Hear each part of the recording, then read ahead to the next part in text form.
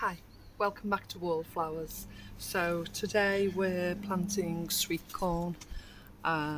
So I've topped up a bed and a half with soil from basically just tubs hanging around the garden that weren't being used. We've recycled the soil and just topped the beds up slightly. And we've bought these sweet corn plants. We haven't sown our own seed this year. We've bought them from a growers initiative, basically attached to one of the food initiatives, Fairclamp, that we go to. They have a growing initiative on a separate piece of the land, and to support them we've actually bought the sweet corn from them. We ordered them a couple of weeks ago and they were having problems with some of them germinating.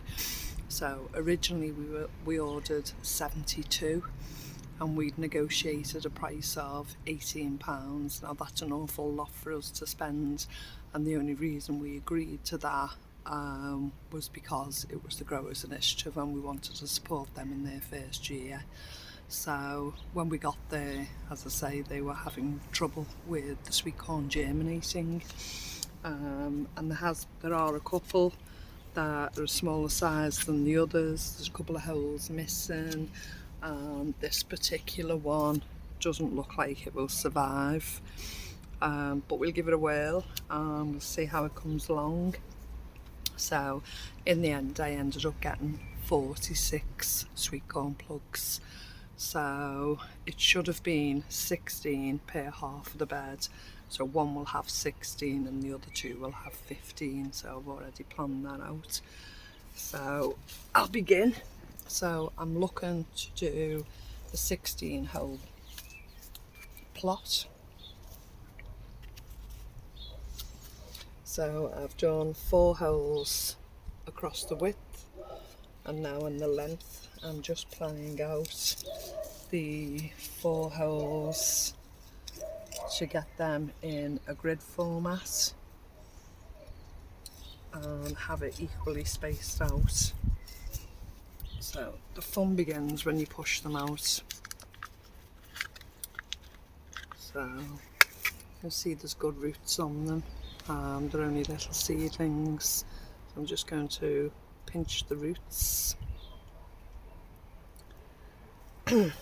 bob it just on top of the hole, just inside the hole.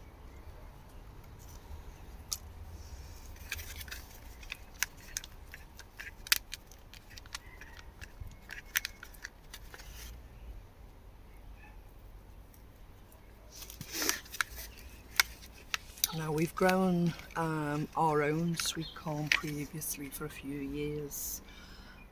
Some years we've been quite successful, and when the boys were younger and we grew sweet corn, they absolutely loved to watch it swaying in the wind as it got bigger, and they really enjoyed eating the sweet corn once it was ready. So if I got big cobs, I'd literally cut them into 3 and portion them in the freezer in portions of either 4s or 6s, and the boys would either have 2 or 3 each, and they'd absolutely demolish them. They loved them. So bit of butter on. With butter on, that's right. I'll say the boys no longer live at home now, but if these all come to fruition, we will be sending a good quantity along to them.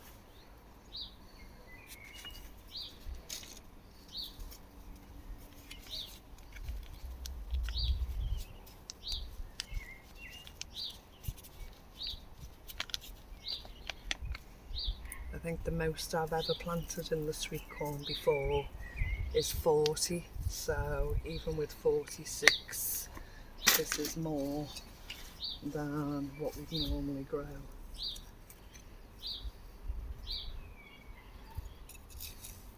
I'm just trying to do the spacings correctly so they look like a little grid. Are you growing sweet corn? If so, what type of sweet corn? Because there's so many different types of sweet corn. I've only ever grown or corn should I say. There's so many different types of corn and different colours. I've only ever grown, I suppose you'd call it a bog standard yellow sweet corn. I've never grown any of the heirloom varieties or any different colours or types. I have seen them and they look amazing. Let me know in the comments.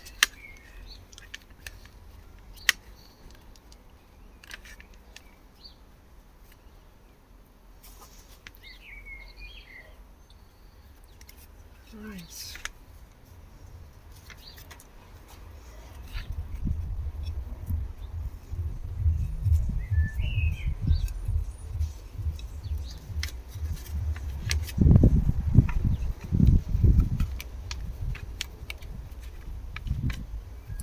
I'm hoping I've planned this right because it looks like I've used 2 trays already just doing the outside. We'll see. With the 4 in the middle, 6.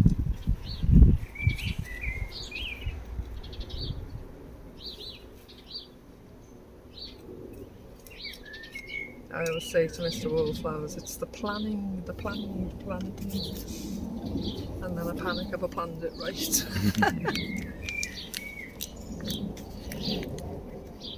It's the plane. Aye, that's the planes ahead if you can hear loud noises.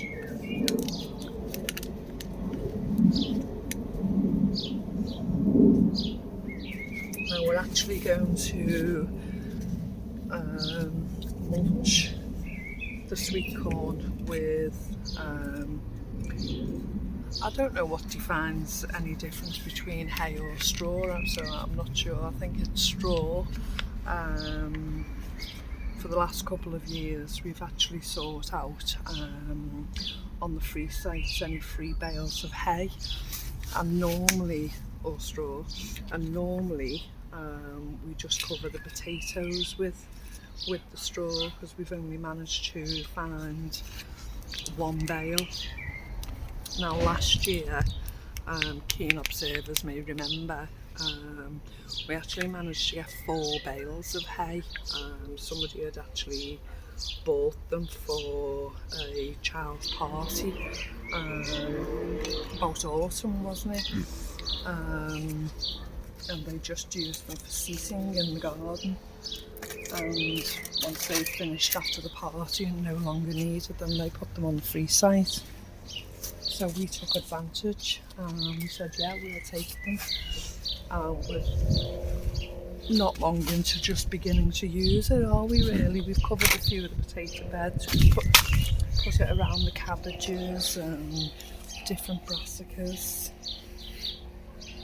Right, Mr. Wallflowers, where have I put my trowel?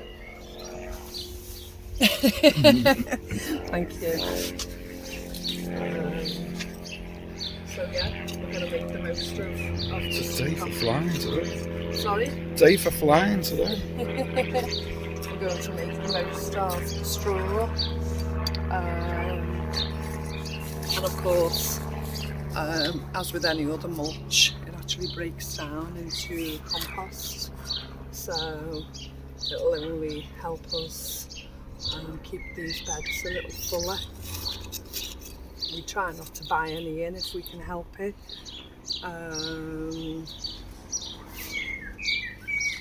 We try to make as much of our own compost as we possibly can with kitchen waste, paper, cardboard, any waste at all really that is compostable. That's the word, yeah. Then we have 4 different compost bins and we try to make as much of our own compost as we possibly can.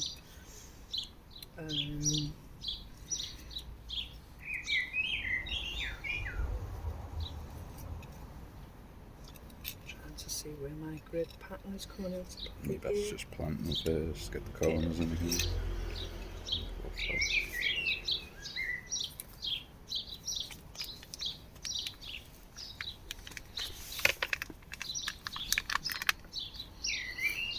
So the garden is coming on gradually. Literally today I've just trimmed back all the daylilies around the frog ponds. If Mr. Wallflowers would take you over there to show it. We've had to fill it up with some of the water that we collect, some of the rainwater that we collect. And there's a nice variegated bamboo that's just beginning to mature. So he'll take you, give you a stroll around.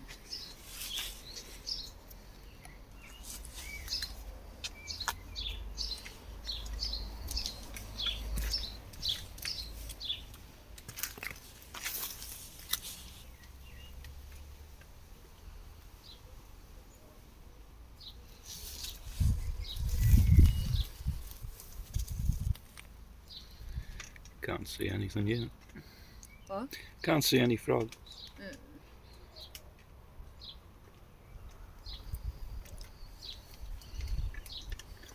Probably out having a picnic. With the hedgehog. Oh, the hedgehog was beautiful. I should really share the clip on here because I haven't shared it on the YouTube channel. I literally shared it on the Facebook group, Wallflowers UK. But we'll add it on to the end of this video. We had I came out one morning and just sat at the table, seeing as the sun was shining, and had my morning coffee out here. Just before we'd started the moringa. I'm now having moringa as my morning drink rather than the coffee, but this particular morning I come out with my coffee and I could hear heavy footing within the raspberry bed, and I thought, well, that's obviously not a bird. I could hear it was, you know, not as fluttery as a bird. The sound was obviously different. So I walked over and to my surprise it was a huge hedgehog. And I filmed about 3 or 4 times before I actually managed to see it on the camera. To my delight, it looked up completely straight at me, was not scared, didn't roll up, didn't do anything at all, just looked at me with a mouthful of leaves and then turned its back and walked off. But yeah, it was really lovely to see, because a couple of years ago, when we were doing a garden tidy, it was quite early in the year, it was probably early April, and Mr. Wallflowers was doing a garden tidy where we previously had a pampas grass, and it was just the remains of all that in one area. And as he was scraping it out with the rake and the shovel, lo and behold, there was a hedgehog completely curled up in a ball, still hibernating. So he quickly recovered it up again and left it to sleep. So who knows, it could possibly be the same hedgehog, it could be a different hedgehog. When I looked into it, they travel a couple of miles a day, but I'm hoping this one is calling our garden home. So yeah, lovely to see.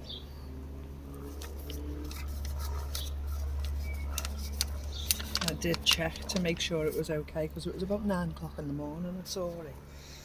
And you're not supposed to see hedgehogs in the daytime, you know, unless it's in a crisis.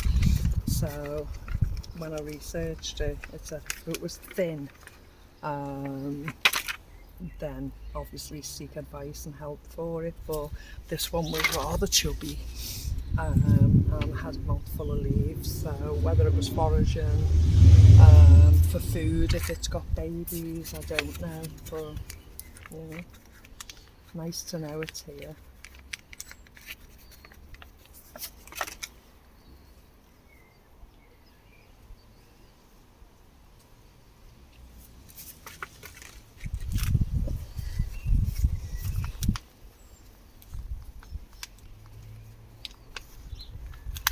Now I'm running out. Oh no, this is the other trailer.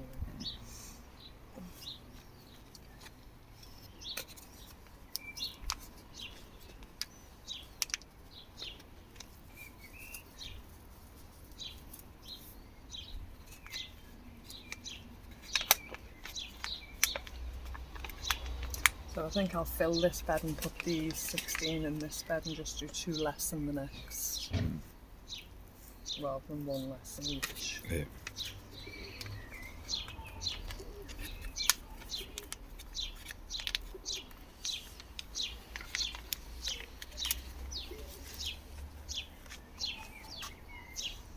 So, that's 2 beds of sweet corn. Obviously I'm going to finish that, but for the sake of the video, I'll show you what I'm now going to do with the straw.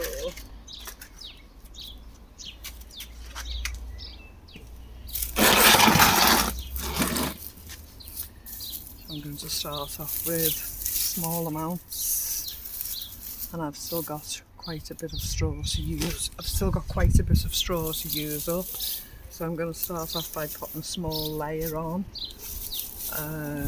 Just in between and around them,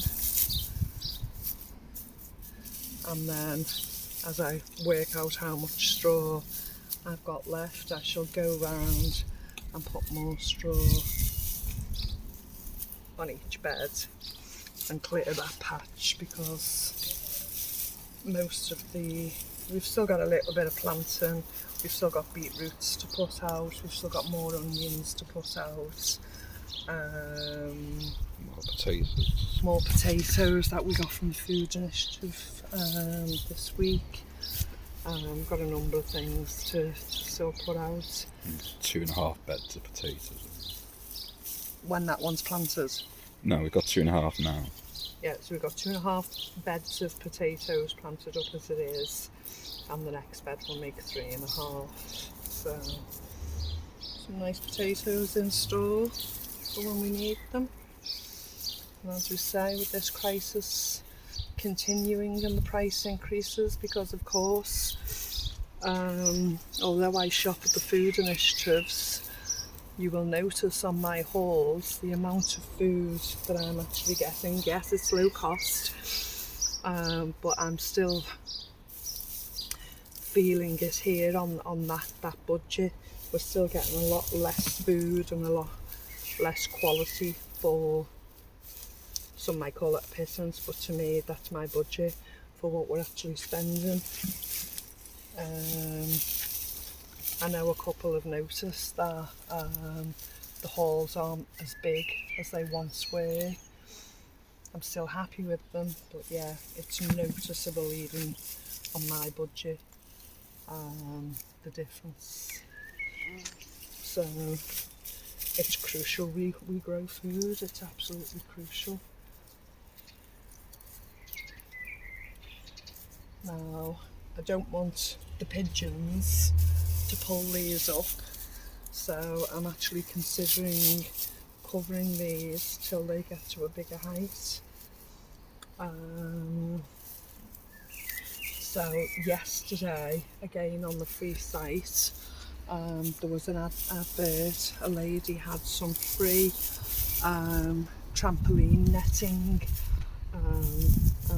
was asking if anyone would like it or could use it, so I asked for it, and Mr. Wallflowers collected it for me this afternoon. So basically it's this black trampoline netting with the hoops. We put it over the beds and protect from the pigeons. Some insects can still get through, but it's good quality, it's clean, and yeah, I think I'll actually, because the birds will just pull them up, so until they're actually lodged and rooted in the soil and I feel a bit more secure that they're actually bedded in, I'll actually cover them with the trampoline covering. As you can see, I'm actually struggling here doing this, so you get the gist of what we're doing. Mr. Wallflowers will take over, he will put the rest of the straw in. There was a question I wanted to ask if anybody can help. Just next to what's now become the Sweetcorn bed, is my peach tree. And as you will know from watching the videos, it's my pride and joy, and the peaches are coming through now. They're absolutely beautiful, but I have some disease or infection or some kind of gall growing on it. I'm not too sure what it is, what I can do about it. I mean this one in particular is absolutely covered with it. I'd really like some advice if anyone can help. Is there possibly something I can plant around the peach tree that can prevent this happening or cure it? I'd rather it be as natural as possible. I don't want to use chemicals or anything like that. I'm actually considering using lentils to fertilise and put some nitrogen in some of the plants, and I have to check whether nitrogen would be good for fruit trees, etc. I know I can put it on the sweet corn and different things as well as the garlic spray, but I'm not too sure what to do about this, and I hope I don't lose my peach tree because the fruit is absolutely beautiful.